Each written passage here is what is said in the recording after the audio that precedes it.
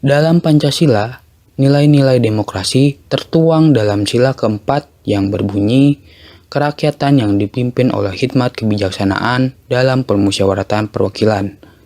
Sila tersebut mengamanatkan kepada setiap masyarakat Indonesia untuk menerapkan musyawarah ketika membahas atau menyelesaikan suatu persoalan, di mana setiap orang diberikan kebebasan untuk berpendapat guna mencapai suatu permufakatan.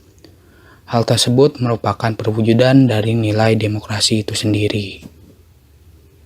Kata demokrasi berasal dari bahasa Yunani, yaitu demos yang berarti rakyat dan kratos yang berarti pemerintahan. Kata tersebut kemudian diserap menjadi kosakata bahasa Inggris, yaitu demokrasi, dan diartikan sebagai pemerintahan dari rakyat. Istilah demokrasi memiliki makna bahwa dalam sebuah negara demokrasi, kekuasaan tertinggi berada di tangan rakyat. Negara demokrasi dijalankan langsung oleh rakyat atau wakil-wakil yang mereka pilih di bawah sistem pemilihan yang bebas. Presiden Amerika Serikat ke-16, yakni Abraham Lincoln, memandang demokrasi sebagai suatu sistem pemerintahan dari rakyat, oleh rakyat, dan untuk rakyat. Artinya, rakyat mempunyai kebebasan melakukan aktivitas politik tanpa tekanan dari manapun. Karena pada hakikatnya, yang berkuasa adalah rakyat untuk kepentingan rakyat bersama.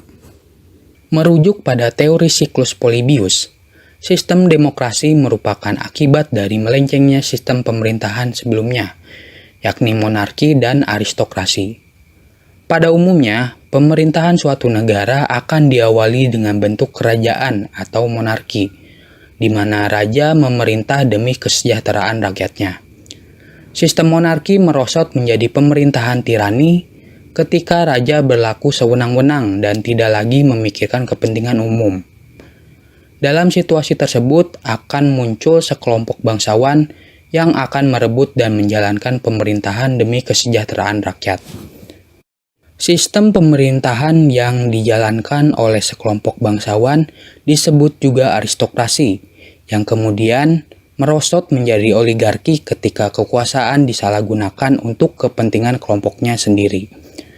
Rakyat kemudian akan memberontak kaum bangsawan dan menjalankan sistem demokrasi atau pemerintahan dari rakyat, oleh rakyat, dan untuk rakyat. Namun, sistem demokrasi akan gagal masing-masing rakyat hanya mementingkan dirinya sendiri, sehingga sistem pemerintahan bergeser menjadi oklarasi. Ketika sampai pada sistem oklarasi, Polybius meramalkan akan ada seseorang yang mengembalikan kehidupan negara menjadi damai dan mengendalikan kekuasaan menjadi pemerintahan monarki kembali. Sistem demokrasi telah dianut oleh sebagian besar negara di dunia.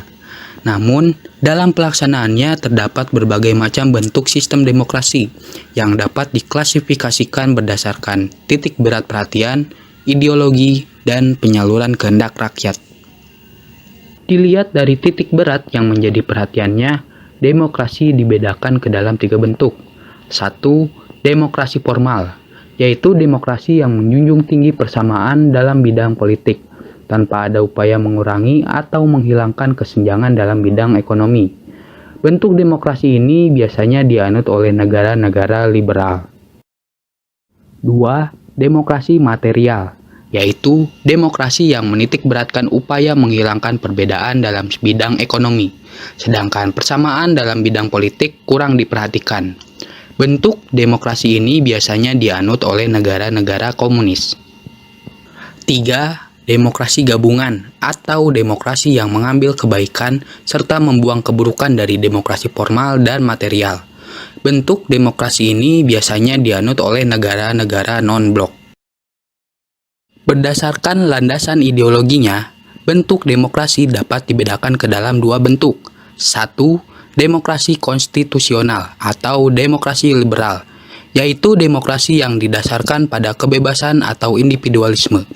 Ciri khas dari bentuk demokrasi ini adalah kekuasaan pemerintahannya yang terbatas dan tidak diperkenankan banyak ikut campur tangan terhadap rakyat.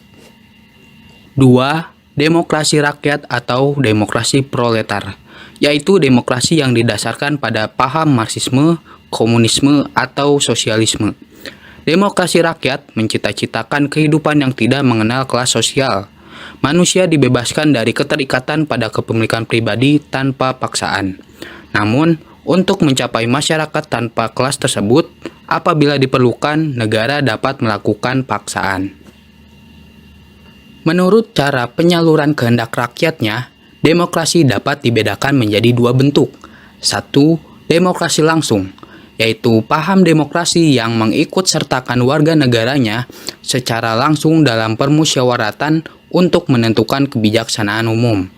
Dua, demokrasi tidak langsung, yaitu paham demokrasi yang dilaksanakan dengan sistem perwakilan yang dipilih melalui pemilihan umum oleh rakyat.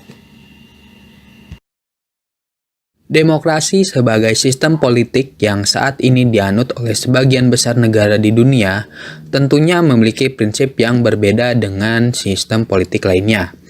Henry B. Mayo, seorang ilmuwan politik asal Kanada, mengungkapkan prinsip-prinsip dari demokrasi, antara lain: 1. Menyelesaikan perselisihan dengan damai dan secara melembaga. 2. Menjamin terselenggaranya perubahan secara damai dalam suatu masyarakat. 3. Menyelenggarakan pergantian pimpinan secara teratur. 4. Membatasi pemakaian kekerasan sampai minimum. 5. Mengakui serta menganggap wajar adanya keanekaragaman. 6. Menjamin tegaknya keadilan. Kemudian, Alamudi berpendapat bahwa suatu pemerintahan dapat disebut berbudaya demokrasi apabila memiliki dan menegakkan prinsip yang disebut Soko Guru demokrasi. Prinsip-prinsip tersebut diantaranya: 1. Kedaulatan rakyat. 2. Pemerintahan berdasarkan persetujuan dari yang diperintah. 3. Kekuasaan mayoritas. 4. Hak-hak minoritas. 5. Menjamin hak asasi manusia. 6. Pemilihan yang bebas dan jujur. 7. Persamaan di depan hukum. 8. Proses hukum yang wajar. 9. Pembatasan pemerintahan secara konstitusional. 10. Pluralisme sosial, ekonomi, dan politik. 11. Nilai-nilai toleransi, pragmatisme, kerjasama, dan mufakat. Demikian adalah penjelasan singkat mengenai hakikat demokrasi. Apabila ada yang ingin ditanyakan, silakan tulis di kolom komentar video ini, dan terus dukung channel Millennial Citizenship dengan cara subscribe, lalu nyalakan juga loncengnya agar tidak ketinggalan apabila ada video baru dari kami. Jangan lupa like dan share video ini ke teman-teman yang lain.